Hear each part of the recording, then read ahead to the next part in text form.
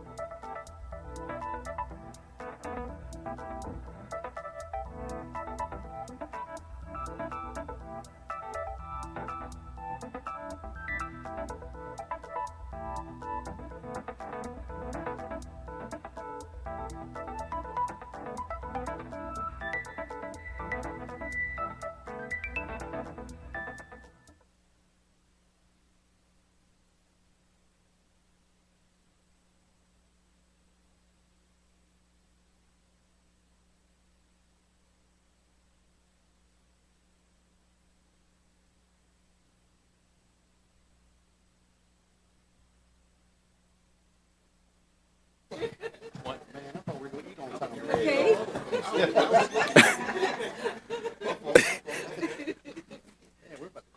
Yes, exactly. Yes.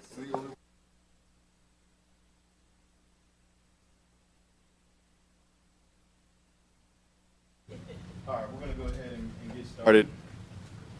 First, before we begin, I'm seeking a motion to allow Mayor Jones to participate in this meeting from a remote location through electronic communication means, as his attendance at a mayor's conference is preventing his physical attendance.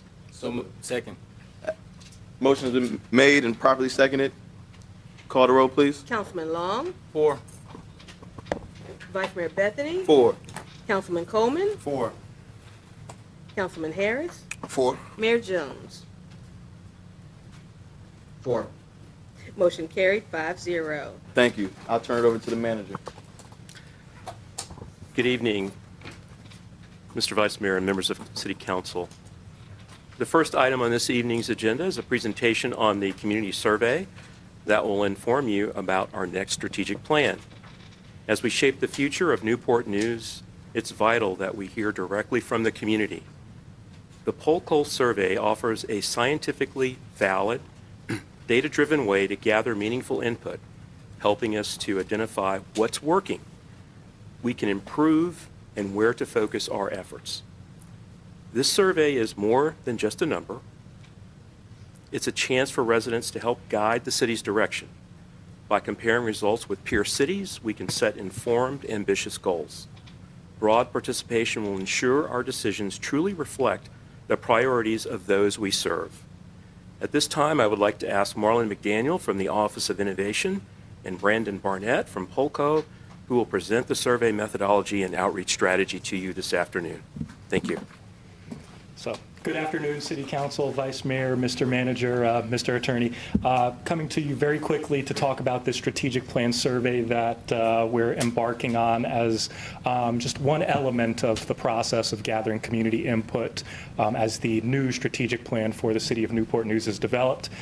Joining me in this conversation, we are going to have a member of our implementation team, Polco, Brandon Barnett, really talk through kind of the survey, the process, the methodology, kind of the scientific reliability of it.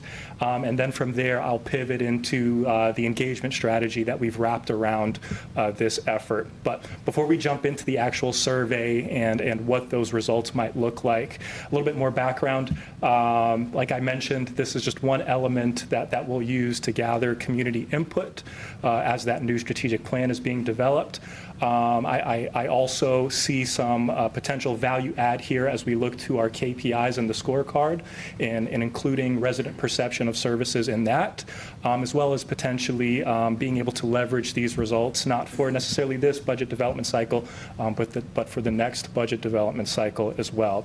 So like the manager mentioned, really a great method of identifying community priorities through our strategies that we'll talk about a little bit further around engagement. We'll want to ensure that diverse resident voices are included in this process so that we're receiving those data-backed insights as the strategic plan is being developed, which will also allow for benchmarking against many other peer communities that Polco will talk about a little bit further.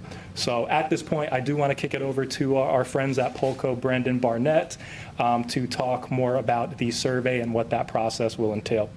Brandon, floor is yours, man. Thank you very much for having me. Can everybody see my screen? Not yet. I'm getting it set up. Okay.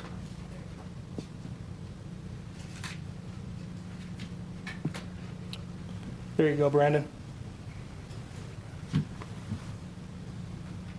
All right. We good? Yeah. Perfect.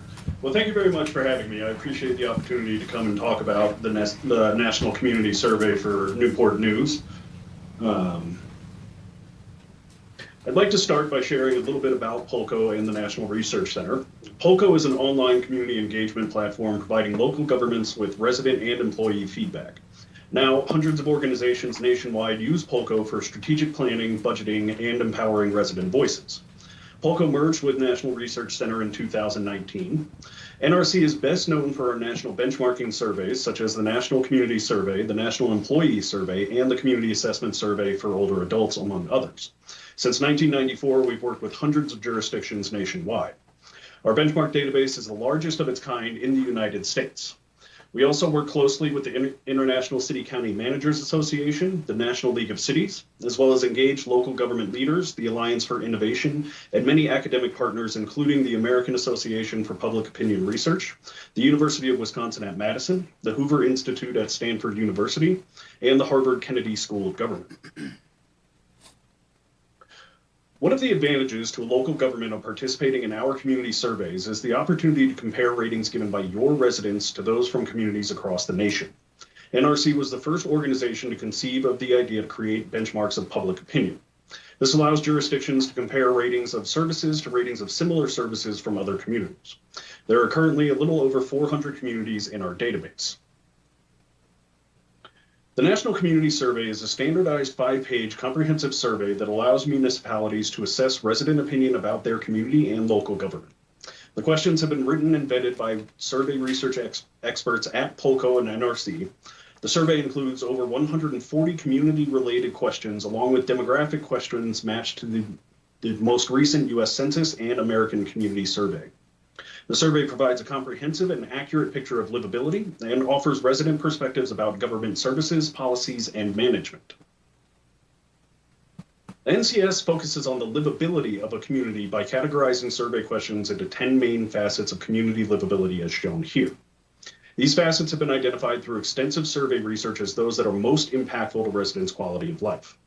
The NCS includes items within each of these 10 facets to provide a full picture of how residents feel about their community.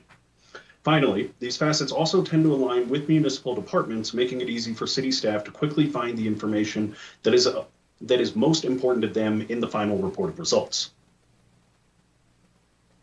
This will be the first time Newport News has conducted the NCS, and the survey is currently projected to begin in April and conclude in May.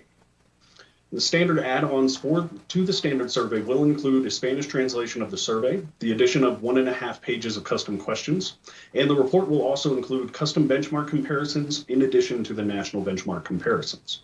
We will be using a probability-based sample of 4,000 randomly selected households. As an example of the questions that you'll find within the NCS, what we have here is the first question that focuses on the quality of life within Newport News. We use a standard Likert scale in all of our questions to allow residents to provide a more granular response to the questions themselves, which in turn will provide a natural hierarchy in each of these items as the responses come through and we clean the data. All households within Newport News will be eligible to participate in the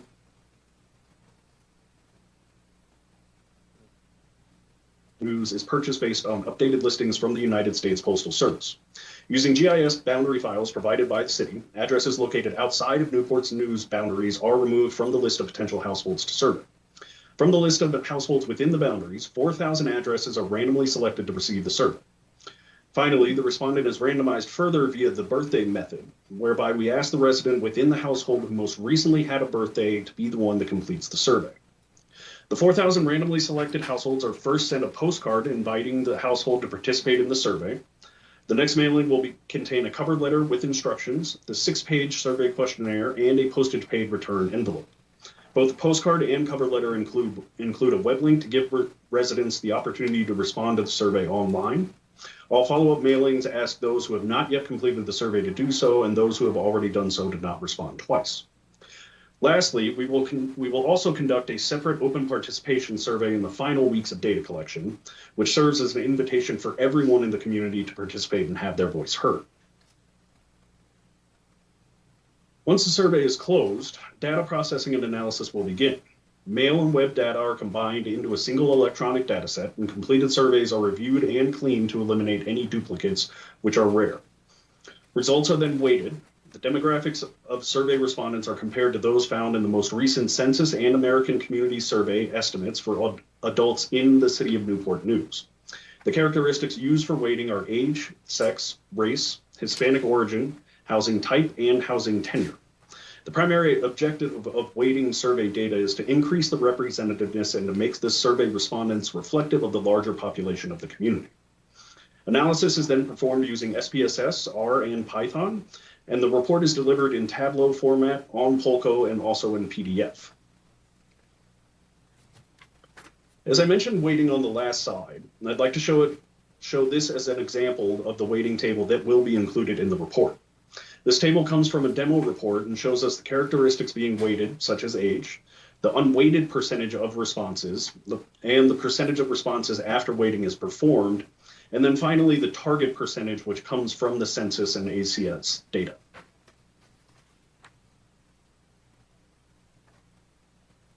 Finally, here's a breakdown of the key areas of the final report, which will include dedicated sections for the survey methodology, a written summary of key findings, the 10 facets of livability, such as economy, safety, community design, benchmark comparisons, the custom benchmark comparisons, demographic comparisons, and a separate section of the report will be dedicated to the open participation results. I'd like to open it up for any questions you may have. Thank you, sir. Any questions from City Council? Yeah. Councilman Long. Thank you for that presentation. So I got two different questions. One is, will we get a chance to see the survey before it goes out to kind of make sure we are capturing all the, I guess, questions that we, council, believe needs to be addressed? Absolutely. Okay, all right. And then the second question is, the sample, 4,000, is it going to be broken out so we can get a third, and third? It's not just 4,000 all come from one section of town? So I'll defer to Brandon and talk a little bit more about the methodology here, but yes, that was an important piece to work through as we engaged with Polko. We know in the past kind of how those results have panned out on surveys of these nature. So we hope to address that one via the random sampling method. And there are a variety of ways that I think Brandon could speak to that addresses that. And also the open participation. So in addition to the mailings, there will be an open participation digital link coupled with the community engagement that we haven't talked about that specifically tries to reach those more harder to reach demographics will be a part of this process. So Brandon, I don't know if you can talk a little bit more about the sampling method. I know we sent over files around the districts as well as the multifamily oversampling there to help address some of Sure. Councilman's concerns. Yep, absolutely. So what we start with when we get the lists is we geocode those again, which includes the sub areas within the boundary files that were provided to us. Once we have that, we then look at the percentages of households within each of the districts and within the boundaries to make sure that we have an accurate starting point for our sample. From there, we randomize all households within the boundaries and then select that last sample based off of that randomization. Once we do that, we then geocode that final list again against those same boundary files to ensure that they're matching the population density that we saw in the initial geocoding of the entire list of households. We use households specifically rather than any demographic or anything else because using households gives us a known probability of each household being selected in the random sample process. What we do one step further in order to be able to reach the hard to reach populations, which are generally those found within multifamily dwelling units, renters, for example, is we will oversample renters, the multifamily dwelling units against the single family dwelling units in order to kind of increase their representativeness within the final sample itself. So let's say if we did the entire geocoding and we found that there were 70% single-family dwelling units and 30% multifamily dwelling units, what we would look to do is increase that in the final sample, maybe have it closer to 65% single-family, 35% multifamily dwelling units, just so that we know we are targeting the population that we generally hear from less. Okay. All right, thanks. Thank you, sir. Any further questions? Unless, Marlon, you have more. Just one last slide. Go for it, yeah. So I wanted, thanks, Brandon. I want to pivot into just the last piece and probably some of the more intentional pieces as well around, if I can get there, community engagement. So I'm no communications expert. I would like to say that we've been partnering very well with the communications department, Cleater and her team, to develop an omni-channel way of engaging the community here that includes both digital strategies, traditional strategies, as well as I like to just call boots on the ground strategies, interacting with folks in places of congregation and places of business to ensure that we've got the widest, we cast the widest net as possible as we start this process. So I won't talk about everything you see here. I would say there are likely ways, to the extent that council wishes to get involved in championing this effort. All of those items you see there on the right are certainly ways that we welcome input, and I'm sure there are ideas that we missed. I don't know the proper channels of getting your input, but certainly if there are ways that resonate with you here to get involved, we'd love to hear from you so that we can make sure folks receive this effort en masse. So that said, we will be following up with a media kit as we get closer to the actual distribution date of these surveys, and that will come to you probably first week of April, if not a little bit sooner. So that's all I've got. I'm happy to pivot to any other questions you might have. Otherwise, that's a wrap. Perfect. Thank you, Marlon. Any questions for Marlon? Thanks again, man. Great work. Thank you, Marlon. Next up, Mr. Manager, we have the fiscal year 2026 City Manager Recommended Operating Budget. Alan, over to you. Thank you, Mr. Vice Mayor. The second item on this evening's agenda is the presentation of the FY 2026 City Manager Recommended Budget. Developing the annual operating budget is arguably the most important action a governing body takes. It sets the goals and priorities of the city and improves the quality of life for residents. The FY 2026 budget development work was reinvigorated by redesigning the budget process. Starting this past fall with the One City, One Vision Citizen Engagement Survey, to departmental budget requests evaluated and ranked by shared leadership groups, to expanding the role of the Executive Budget Committee. This recommended budget aligns the strategic plan, key performance indicators, and links to citizen priority rankings. Additionally, the innovations we've invested in the budget development process will continue to support citizen participation opportunities. We have some exciting new tools to share with you at the end of today's presentation. We hope these tools will further engage our citizens in the overall budget development process. While Lisa Cipriano, the Director of Budget and Evaluation, will give the specific details of the FY 2026 recommended budget, I want to share with you that this budget is based on maintaining the real estate tax rate of $1.18 per 100 of assessed value. There are no recommended changes to the user fees for waterworks, solid waste, stormwater, or wastewater for this coming year. The FY 2026 recommended budget supports full funding of the school superintendent's operating budget request of $2.4 million, provides full funding for the public safety step plan initiated in the current fiscal year, moves non-sworn general employees into a market-based compensation plan, and establishes funds for a 3% general salary adjustment for eligible employees. The FY 2026 recommended budget addresses the needs of our citizens while operating within the revenue that we anticipate being generated in the upcoming year. That being said, we're in an unprecedented environment of uncertainty with the changing federal funding landscape. This means that all aspects of this recommended budget, from filling positions, proposed salary adjustments, and initiating new programs, will move forward in a conservative manner, living within the revenues that we generate. Overall, the recommended FY 2026 operating budget builds upon transformative initiatives that are currently being implemented in the present, while also ensuring the services, projects, and investments our city and residents need continue to grow and thrive. I want to thank the executive leadership team and executive budget committee for their dedication and support throughout the budget development process, and a special thank you to the budget staff. At this time, I would like to present to you Lisa Cipriano, our budget director, who will present to you the city manager recommended 2026 operating budget.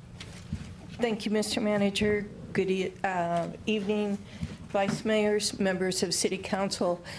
You know that I say this is the happiest day of the year. It presents the city manager's recommended budget, a plan going forward. I have contacted Hallmark to see if I could get a special card for today, but they're not biting. You've also heard me say that the budget process is an all-year-long process. Under the city manager's guidance, we started to expand and accelerate our citizen engagement, and we did that by creating the One City, One Vision citizen engagement tool. And I'm going to ask the author and the person who was steward all the way through the process, Corey Cloud, to come up and give you a brief update on that.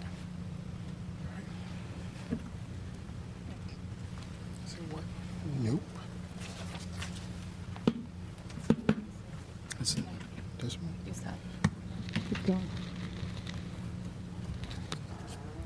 All right, good afternoon or good evening. As you guys know, we did launch a survey to start off our budget process this year, and it was comprised of 27 major city services in which we identified for citizens to provide feedback on levels of importance as well as satisfaction.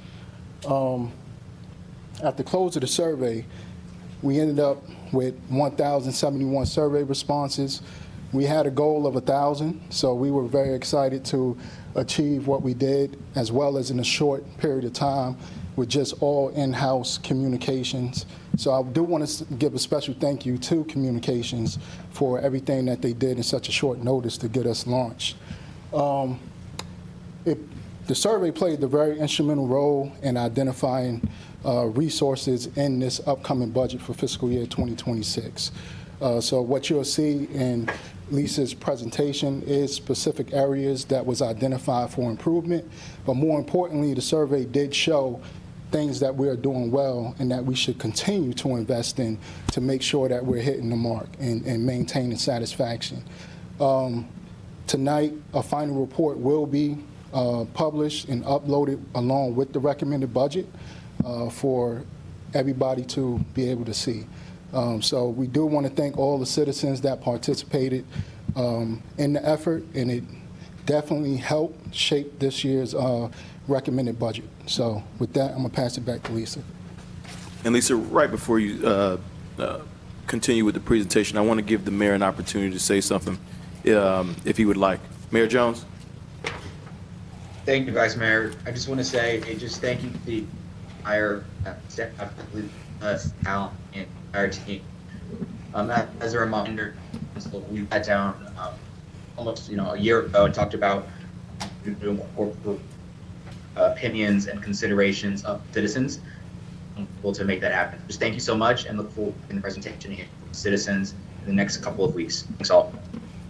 Thank you. Lisa? Thank you. So, of course, the citizen survey started as a base. And again, we've been working on the budget. We are already, believe it or not, working on 27. So using the citizen survey as a base, we also needed to compare it to the economic conditions that we were finding ourselves at the time and as they have evolved since we started creating this budget. First, we recognize that we still have residual supply chain issues, which force inflationary impacts. So that still happened. Inflation is still being very sticky. It's not where the Federal Reserve wants it to be. It's still in the 3% range. And so it's impacting the city as a purchaser of goods also. So we have to recognize the higher costs of those goods in our operating budget. With the federal uncertainty, as the city manager indicated, we need to go slow. We are already seeing the impacts of tariffs. We understand future cuts are still in consideration. There are federal lawsuits going on. So we built a very strong budget, but we recognize that we need to be adaptive and fluid for whatever comes next for the federal landscape. Sorry, going the wrong way. So for the major revenue forecasts, first and foremost, as the city manager indicated, there are no real estate tax or other tax increases included in this budget, nor are there any user fee increases.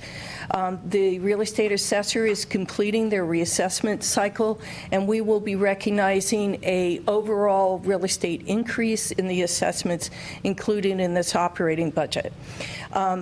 City Council may recall that during the COVID years, we saw extraordinary spikes in personal property costs due to used vehicles and supply chains there. It has slowed down significantly, and we're seeing stabilized personal property assessments. We are recognizing in this operating budget the level of meals and sales tax, lodging, and amusement taxes that we have actually been collecting over the prior fiscal years. If council will remember, we have built a very conservative budget over the last 3 years, prepared for a recession that has yet to happen. So for this particular budget, we are actually recognizing what we are collecting today in all of these very consumer-sensitive areas, recognizing, of course, that these are the most vulnerable areas should there be a very severe federal funding reduction or impact. We are seeing a slight loss in machinery and tools, and this recognizes the Continental final closure that's been happening over several years. So we believe we're in a strong position with our real estate taxes, but we have to be mindful of our locally generated consumer taxes. So moving on quickly to the real estate assessment. Right now, in all 8 categories, it's showing an increase of 3.76% as an average increase across all 8 categories. The real estate estimate increase is about 4.8%, and at that increased assessed a value at $1.18, this would generate $2.3 million more in real estate taxes. However, we have to mitigate that additional tax that we are earning by the increased real estate assessment, by the broader participation in our disabled veterans tax exemption. The change between the 2 years actually comes out to about $1.7 million in additional disabled veterans deferred tax. Again, we value and appreciate our disabled veterans, but now the combined tax relief for the upcoming year is estimated at about $9.1 million. So the net new current real estate tax with the increased assessment, but the increased participation in disabled veterans is about $600,000. Personal property taxes, I indicated, has stabilized appreciably. Most people will see between a 5 and 20% lower assessment over the bill that they paid for 2024. We're in an unusual situation where we currently have a higher supply of vehicles, of new vehicles, but lower demand. So prior to the tariffs that were imposed recently, there was the assumption that dealerships would offer greater incentives and rebates on the new vehicle to bring down their inventory, but now with the tariffs, we don't quite know where that impact will be. So recognizing the current level of personal property taxes that we are collecting right now, we're estimating current tax to be about $67 million, which is a $3 million increase over the current year estimate. So, ta-da! The big number for FY26 is a total operating budget of $1.2 billion. This is just the operating budget alone, and it includes the general fund, the school funds, all user fee funds, and the special revenue and trust funds. This is an increase over the current year, which I'll show you very shortly. So in building the operating budget, what did we take into consideration on the expenditure side? First and foremost, funding the strategic priorities and incorporating the information from our citizen survey. And of course, as citizens provide this information to us on a daily basis and to City Council on a regular basis. We wanted to ensure that we were continuing our full contribution to school operations. We wanted to continue our investment that we started in the current year with a public safety step plan and moving to a market-based compensation plan for the general non-sworn employees. We fully fund every year our debt service obligations, and we fully fund every year our pension obligations.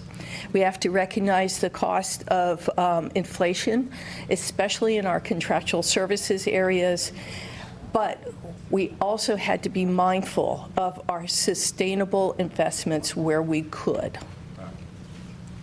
Part of that sustainable investment comes with shifting positions to other needed areas. So our charge from the city manager in the current fiscal year was to realign vacant positions to accommodate demands in other areas. So we took a very hard look at vacancies in a snapshot in time, identified several positions that were vacant on that particular snapshot in time. We looked for positions that were long-term vacant, that was 3 years or more. And we also took into consideration other limitations. We have an attrition credit in the operating budget that recognizes regular turnover and friction in people coming and going. We also have to recognize there are several positions that are mandated to be staffed at a certain level. So we would not necessarily opt for those to be reduced or realigned. So we Quick identify. question, Lisa, Yes, sorry. sir. But do you know what, or which departments they fall under off the top of your head? Oh, yeah. Which ones? No, I'm I serious. guess if we get a report, all of them. Yeah, if you yeah, can make yeah. that We happen. can show you.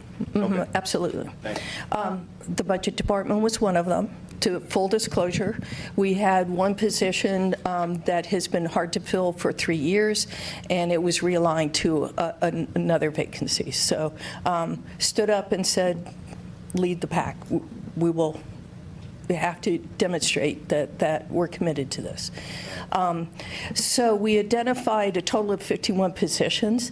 There were 8 positions that have been added this fiscal year. We needed to look at the entire landscape of the vacancies to align them properly and recognizing what would be the impact to operating departments should any additional vacancies be taken. So at 43 positions were realigned in the operating budget for FY26. So yes, you do see a flat line in the number of general fund positions between FY25 and FY26. So taking this one step further, we took the citizen survey results, which you will see on the far left side, and the number in the ranking shows the citizen survey highest ranked service of importance. We then aligned it with where it falls in our strategic priorities. We aligned it then with which leadership portfolio is responsible primarily for that strategic objective. And then you will see on the far right-hand column how those 43 positions are aligned to the city citizen survey, to the strategic objectives, and where those positions align. Now, there are several positions on this list that don't necessarily align with the citizen surveys. We have to recognize internally what is our responsibility to be good stewards and good managers in administration of our duties. And so that's why you may see some positions that you go, that may be a lower citizen survey, but we internally, which would not be obvious to a citizen, know that this is important to help deliver those quality services to citizens. So very quickly, the total operating budget is $1.2 billion, over $1.1 billion for the current year, $50 million increase, or a 4.4% increase over the current year. This is just a very quick breakdown of how the budget is broken up between the various funds. The general fund and the school fund make up 69% of the total operating budget of that $1.2 billion budget. So just now focusing on the general fund revenue alone. The increase in year over year is $18.7 million. Again, it's not coming from real estate taxes in general. If you look down to the other fees and taxes, that's where the majority of that money is coming from. And a lot of that is our increased money from street highway maintenance, support for the state for our constitutional officers operation, our juvenile services programs, and support for jail operations. So we have an $18.7 million increase in general fund revenue at 3%. And again, here's a breakdown of how the general fund revenue comes in. The majority of it is general property taxes, which are real estate taxes, personal property taxes, machinery and tools taxes. Other local taxes are primarily B-poll taxes, sales tax, meals tax, lodging tax, amusement tax. Again, those very critical consumer sensitive taxes that are a gauge of our economy. So just in those two categories alone, that's 69% of our general fund operating budget falls into those two categories. So real estate tax revenue, again, driven by the increase of 3.76 average increase in the levy. All 8 property categories are showing some sort of increase. So our combined public service and current taxes are at $267 million for real estate alone. That means 1 penny is worth, on the tax rate, $2,260,000. That's what every penny on the tax rate generates. So moving on quickly to general fund expenditures, what were the major drivers? These first 3 elements, the full cost of the public safety STEP program at $9.3 million, a 3% general wage adjustment for non-sworn employees at almost $3 million, and to fully fund the broadband transition for the non-sworn general employees is another 2.1. This is about $15 million in compensation included in the general fund alone for FY 2026. At $2.4 million, we are planning on funding the school superintendent's full operating request at $2.4 million. We have 4 new facilities coming fully online in this fiscal year, and we need to cover the cost of utilities, janitorial services, and building maintenance at $1 million there. We're continuing our strive to increase our vehicle efficiency by adding additional money for replacements every year at $300,000. For the first time, the City of Newport News will be providing a supplement to the Public Defender's Office as requested by the Public Defender's Office of $245,000. The Public Defender's Office is a state agency, but as every other organization and everybody who's hiring, it's completely competitive and very difficult to hire. Almost all the other Hampton Roads localities provide some sort of supplement, and Newport News will be joining that in FY26. Now, this next number may look a little strange to you.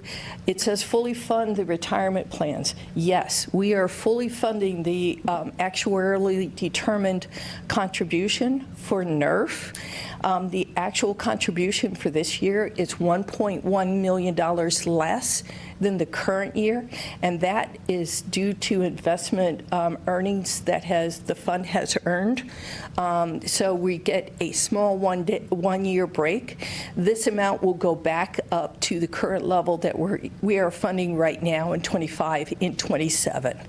The increase in VRS is about $600,000, so we have a net one-time decrease for our NERF, but please rest assured, we are funding 100% of our required contribution. And as we did not need to issue debt, in the current year, we are saving approximately $3 million in debt service this year. So this is the groupings of where our $18.7 million increase goes at a 3% increase. And of course, the majority of it is in salaries. As the City of Newport News is a service provider, we are not a manufacturer, we are not a distributor of manufactured goods. The majority of our budget is based on what is most important, the staff that provides those services to our citizens. So almost 50% of our budget is salary and fringe benefits. The next largest portion is our contribution to schools. Our second largest investment is with our schools and our school children, and that's at $125 million at 20% of the total operating budget. As I mentioned before, we absolutely fund 100% of our debt obligation, and that's 7% of the general fund operating budget. So unless it's a salary or a fringe benefit, direct support to schools, or it's a debt payment, about 25% of our operating budget, everything else fits in there. All vehicle replacements, every drop of fuel, every piece of equipment that's used, everything that goes into making the city work falls into about 25% of our general fund operating budget. The operating budget, of course, is built on the strategic priorities of people, places, and government, and the 7 goals within each one of those priorities. So here's another alignment of the citizen engagement survey. The top one was eliminated blighted and vacant buildings. It was 88% of importance in the survey respondents, and their satisfaction with how well we were doing that was only 17%. So it was ranked number 1. So taking that ranking, we chose to invest in one additional codes compliance inspector to deal with grass abatement and demolition, and we increased demolition funding. For affordable housing, we are investing in a year-long housing study. Most importantly, and this deserves a special recognition, is our tax exemption for the elderly has been at the same amount since it was instituted in 2016 at $25,000. Looking at the current poverty level for a family of 4, it is $32,150. We are recommending that it go in up to that level for the coming year. We are investigating on how many households this may impact. A very rough number is it could be up to 23 based on the 2,300 based on the number of elderly and homeowners. Now, before that gets too concerning, There are other qualifiers for this. The individual must not have an asset level of more than $10,000, own one house that is their primary resident of one parcel or 1 acre or less on the parcel. So there are qualifiers. Right now, at the $25,000 level, we have only 36 participants. 36, and it's about $80,000 worth of tax relief. So we're going to be working over the next couple of weeks to find out how much greater expansion it may capture, but it should be a welcome next step. In attracting businesses and retaining business, this was the third highest priority. We are continuing to invest in our tourism zone and our enterprise zones, and the budget includes $1.1 million in enterprise zone and tourism zone incentives. The flow of traffic through the city, number 4, and we have multiple CIP projects to address that. And City Council will be hearing the CIP in the coming weeks. And of course, education and access to learning for all ages. We have several incentives, of course, the full funding for schools. In addition, we are providing one-time funding of $1.1 million to schools, one for cash capital projects throughout the school system, and $118,000 to pay tuition for eligible students in the Aviation Academy. We're enhancing the staffing at Brooks Crossing and providing additional funding for educational subgrants. We are continuing for the second year the Youth Career Program that runs May through August. So that will be the second year of funding. And we are taking to heart one of the portfolio's recommendations for a trades academy and establishing a trades academy within the city, which would be a pipeline to city jobs, taking young individuals in college or instead of college and teaching them trades that our building services and other departments could use. So going very, very quickly through this is a further breakdown of a lot of the things that I've already talked about and where it aligns with the strategic priority. So the focus on people is the funding for schools. Also includes the people that populate the City of Newport News workforce with the various salary adjustments and full funding of the pension plan.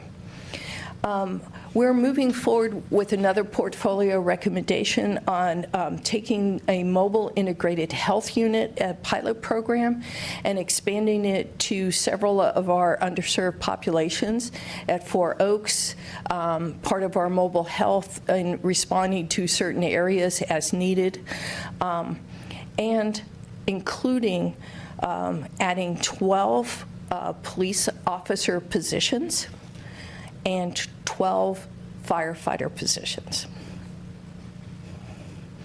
And continuing on with people, as I mentioned before, the Youth Career Program, Friday Night Nets, again, second year of the program, May through August.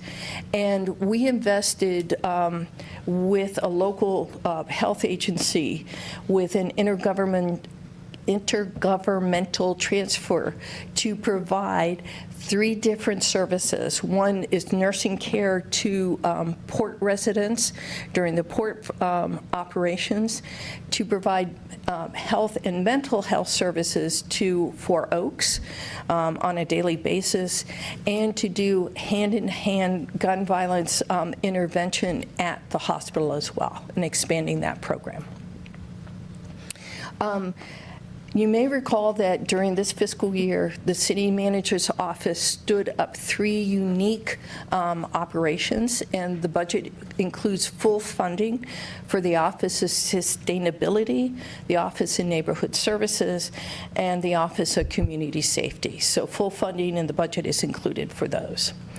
On places, we're continuing our LED streetlight conversion. We're adding a special events permits coordinator to facilitate the actually permitting of each event that we have, to be a citywide liaison to all the city departments. And we're expanding our landscaping and beautification throughout the city. Of course, good, efficient government, we're paying our debt, and we're paying it on time and full amount. We're continuing our cash capital investment of $15.4 million. And due to the closing of the Hampton Roads Regional Jail and the additional inmates that we're seeing, we need to invest additionally in our jail, our food services, our medication, and most importantly, the way we deliver medical services to the inmates. And that includes 2 additional RPNs and 2 additional LPNs. Of course, the vehicle replacement funds that I mentioned, due to the investment that we have made over years in our fleet and the change over to a portion of our fleet that are non-fuel related, we're seeing a decrease in our fuel costs that will be recognized, and full funding for the operations of 4 facilities coming on this year. So, very briefly, our school's budget is recommended at $406 million. This is based on the governor's December 2024 proposed budget and including the city's funding. For the user fee funds, there will be no rate increase, but this is where the funds are moving to in the next fiscal year. So, if that wasn't exciting enough. You need some water, Lisa, you good? Almost. I got to take a breath now, because our citizen engagement is not stopping with the survey. We are expanding in exciting ways. 2 more citizen tools. And I'm going to bring up our budget analyst, Chad Pritchett, to show very briefly these 2 tools, 5 minutes, these 2 tools that will be coming online. Don't check your phones just yet. Okay, so thank you. Greetings, City Council. I am happy to be here to share with you our exciting new tools. There are 2 of them. Let's see if we're queued up here. Okay, indeed we are. Okay, so 2 new tools for us under the Balancing Act suite. It's a budget simulator and then also a taxpayer receipt. So they both fall under a company called Balancing Act. They were acquired by, shout out to Marlon, Polco recently. So your Brandon is our Garrett. It's been a pleasure working with Polco. The products are very interactive, very dynamic, and I think you will be impressed with them. The point of the budget simulator is to allow anyone to sit in the role of the city council, the city manager, and create your own customized budget for yourself. Okay, you agree with some information on what the product is intended to do. It's educational. It also requires you to make tough choices. To the extent that you make a change in the revenue, it's hard to make changes on the expense side to get back to near balanced. Again, the idea would be to get to perfectly balanced. We're encouraging everybody to work hard to get to a nearly balanced budget and then submit it to us for consideration as part of refining the budget. So we're pushing hard on citizen engagement. Okay, so the first question will be, let's see if you're a resident. We'll say yes. And for data tracking purposes, we'll say zip code 23607, right? If we click go to activate a map. So we can kind of dial in on where we are. We don't have to, but we can. So we can drag and drop our pin around to a more precise location. And just to keep us pushing, click continue. Okay, at this point, we're kind of in an entry screen into the tool. So we want to be explicit on our 2 major revenue items, right? So we've got the largest being real estate tax.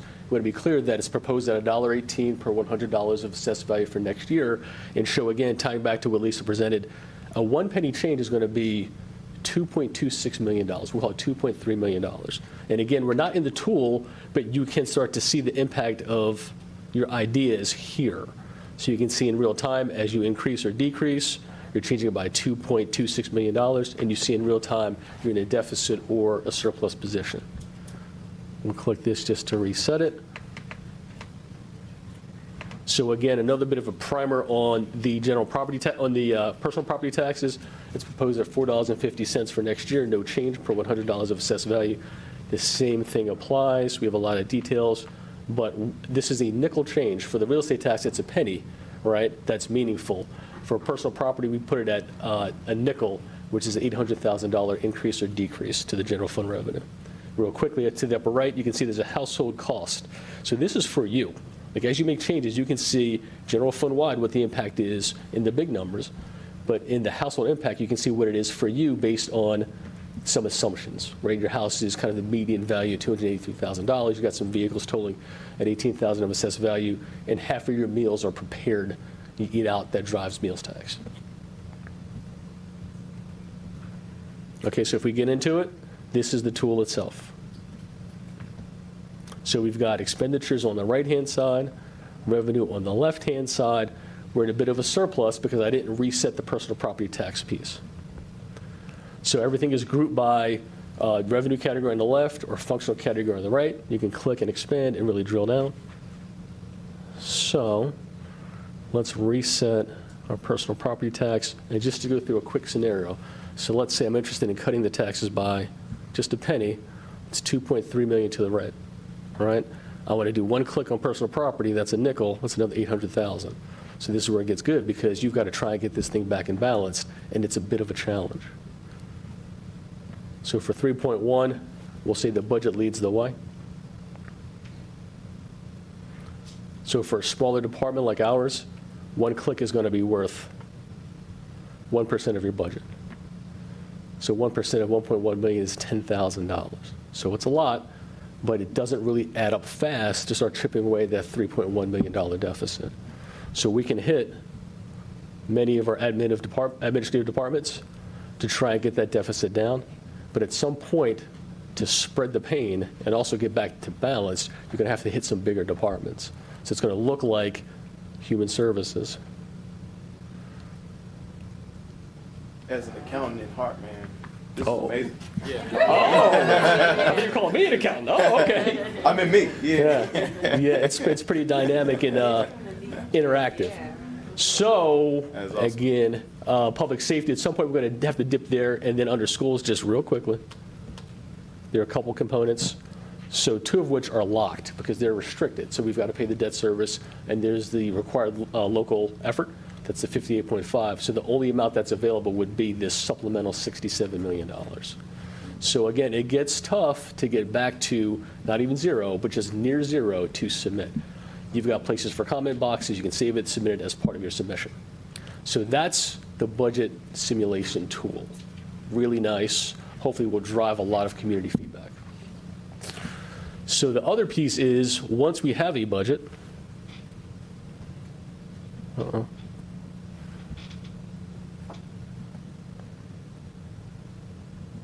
we can produce a custom, unofficial estimated tax bill for next fiscal year based on your particular inputs.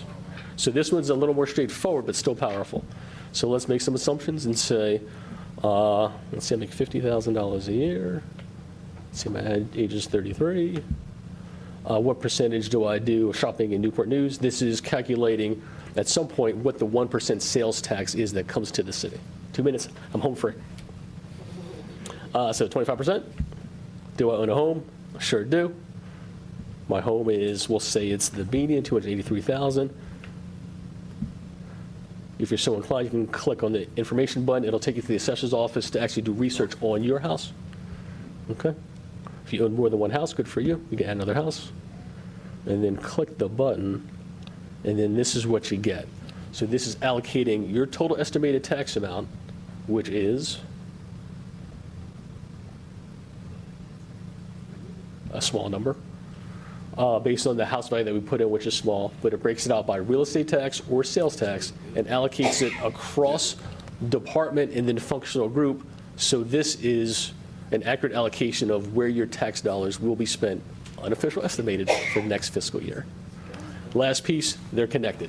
So there are links to bring you back to the budget simulator if you start with the taxpayer receipt. I think I made it. Okay. Awesome. Thank you. Awesome tool.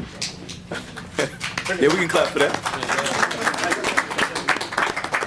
That's either going to be the greatest tool for our citizens to use, or it's going to hurt us very, very bad. But thank you. It's an awesome tool. Okay, Lisa, you're, And Close we us are, out. we are bringing us home. So we have our next steps. So we are asking City Council, the city attorney has placed before you a motion to adopt the public hearings, which are proposed for April the 8th and April the 10th. So that motion, we are please asking you to adopt this afternoon, beginning tomorrow, and on next Sunday, you'll see the budget ad in the newspaper. The recommended budget that we will hand you tonight, the narrative, the line item, the One City survey, and the link to those two fantastic online engagement tools are now online. They're online at 6 o'clock. Budgets will be in every library, and over the next month, you'll get position papers from us on topics that require additional information during your discussions over the next month. And we love to talk about the budget. So we love to talk about the budget. And so please give us a call. The pages that come after this in the presentation are all just information for you that give additional history, breakdown of the financial information that you've seen today. So with that, I know you have absolutely no questions. Thank you so much, Lisa. Thank you. I will save my comments last. I'll open it up to the rest of council. Any questions for Lisa? I don't have any questions, Mr. Vice Mayor, but I just want to say thank you very much. I'm really impressed with the budget and the work that you did with all of the department heads and team members to realign positions. And because Cleon and I spoke about that as soon as we saw the we flatlined positions, but we're able to realign those into the strategic priorities of the community to address public safety, schools, school funding. Also, I think it's a very important thing is blight in our community and being able to really start to tackle that in a very intentional way. But I just want to say on a personal note, thank you so much for looking at the elderly tax exemption. I know that was something we talked about a lot last year, that criteria had not been addressed in a very long time, and I think this is going to help some very needy folks in our community that are going to really appreciate this. It's going to improve their quality of life moving forward, and I hope that this is not going to be the last time that we look at this, and hopefully continue to do some adjustments. I did have one question. We talked about tax exemption program for elderly. How many people do we currently have in our deferment program? Do you know that off the top? 28. 28. I Only believe. 28. No, excuse me, 28 on disabled. Chad, I think you picked up my spreadsheet. I think it's 144. All combined, the tax exempt, the age deferred, and the deferred is a very small portion. It's about $540,000 altogether, and in deferred, 144. Okay. So. I think that's a very important program too, Yeah. that our seniors need to know about and hopefully can take advantage of. But Yeah. Once again, excellent presentation, great work. Please thank your team and everybody else that was involved. They're here. All right. Any further questions, comments? Yeah, I echo the same thing Rob said. Go for it. Great budget you put together and realignment of the employees to actually hit the needs of the citizens that we found out during our survey. I do have one question. Typically, I've always seen where the real estate tax is a big part of how we add new services to city function. But it looks like that's not the case this time around. So is that an indication that our economy is getting stronger? Because a lot of that money that we're receiving for new services are coming from like mills and sales and those other taxes.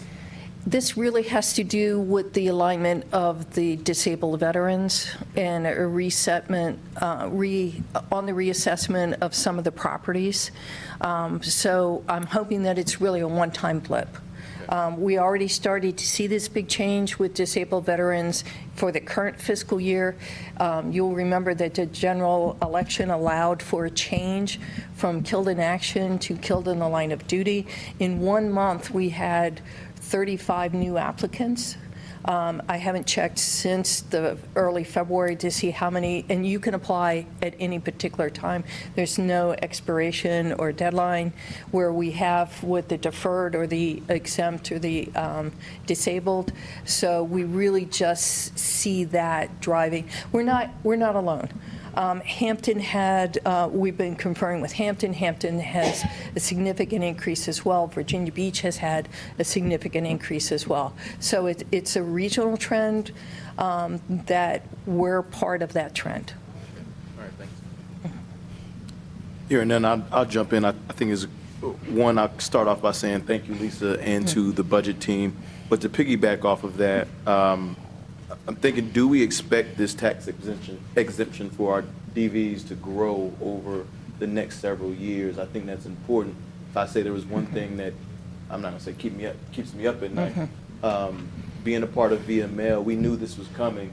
And so, Jerry, I know you're back there. If the state can reimburse us for those funds, that would be amazing, right? So I know that's what we're trying to do, but do we expect this number to grow in which it will offset any additional revenues that we would anticipate? Absolutely. If you think about it now at $2.2 million per penny and $9.1 million worth of total tax relief, we're talking 5 cents on the tax rate is automatically goes to exemptions or deferrals. So until the state changes the parameters and qualifications to be on the disabled veterans participation or works to reimburse the localities, yes, we can only expect this to grow. I got it. Thank you for that. Next thing I have, I'm in being proactive. I know that I think I saw York County, Hampton is also doing an additional increase to their schools. So I know the mayor and the manager have been working closely with school board chair and Dr. Mitchell. I'm just flagging that as I imagine if we know our friends on the school board as well as we think so, I imagine there's going to be another conversation that needs to be had. So as long as you're tracking that, Mr. Manager, I think that would be very, very good. Yes, Mr. Mayor. Mr. Vice Mayor. Vice. The school superintendent and I have been in communication just this week in terms of really what is anticipated to produce more significant local funding assistance to the schools than we have received a request to fund. And so looking at how we maintain our advantage with offering competitive salaries to our teachers is important. So I think you can anticipate that we'll address that through one of our position papers that Lisa mentioned to you in her presentation today. Got it. Thank you. And the last thing is really for council. If you remember last year, or might have been the year before, no, it was definitely last year, after the manager presented his recommended budget, we ultimately made amendments to said budget. Been working with the manager and with finance committee on trying to figure out a better way to streamline that process. So a process will be presented, and so I just want to give everybody a heads up, whether that's I think Alexandria does an amendment form that they submit, but we're still trying to figure out what the best way to do, but the manager and I will figure that out and present it to you all. And that's all that I have. If nothing further, we are now at comments, ideas, and suggestions. Thank you, Lisa. Mr. Vice Mayor, we need a motion to adopt the budget public hearing schedule. There we go. Councilman Coleman. All right. In accord with Section 6.09 of the city charter, I move that the Newport News City Council hold a public hearing on the FY 2026 city operating budget. The public hearing on the budget shall begin on April 8, 2025 at 7 p.m. in the City Council chambers at City Hall, 2400 Washington Avenue, Newport News, Virginia. After receiving public comment on April 8, 2025, it is the intention of the City Council to continue this public hearing to April 10, 2025 at 7 p.m. in room 113 of the Denby Community Center, 15198 Warwick Boulevard, Newport News, Virginia, in order to receive comment from citizens unable to attend and speak on April 8th. In addition, a notice informing the public of the time and place of this public hearing shall be published not less than 7 days prior to the date of the public hearing. Second. Motion has been made and properly second. Please call the roll. Councilman Long, 4. Vice Mayor Bethany, 4. Councilman Coleman, 4. Councilman Harris, 4. Mayor Jones.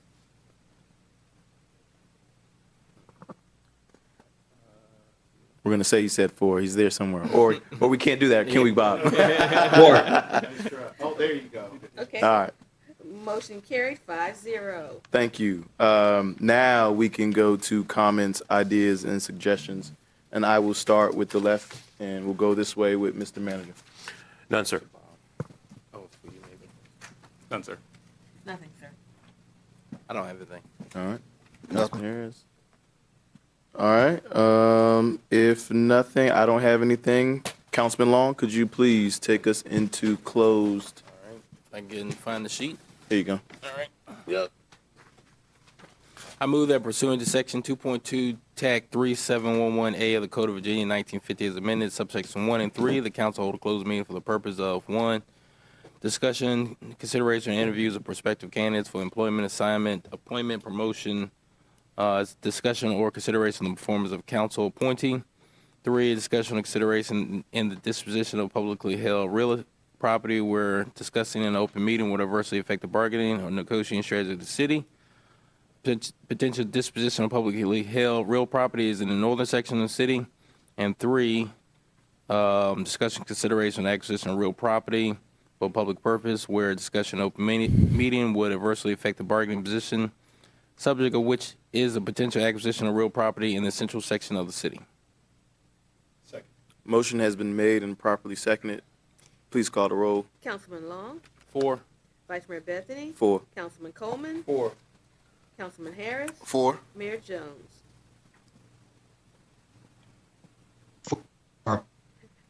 Motion carried 5-0. Thank you, everybody.